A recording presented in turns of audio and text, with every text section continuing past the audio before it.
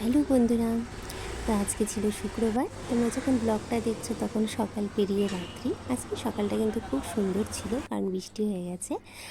আর প্রতিদিনকার মতো নয়, আজকে আমার সকাল কিন্তু শুরু হয়েছে আমার মেয়ের বদলে এনাকে দিয়ে, মানে আমাদের বাড়ির ছোট্ট গোপালকে দিয়ে। প্রতিদিন গোপালকে মাই ঘুম থেকে উঠায়, বাট আজকে এনার ভারী মজা, আমাকে পেয়ে গেছে।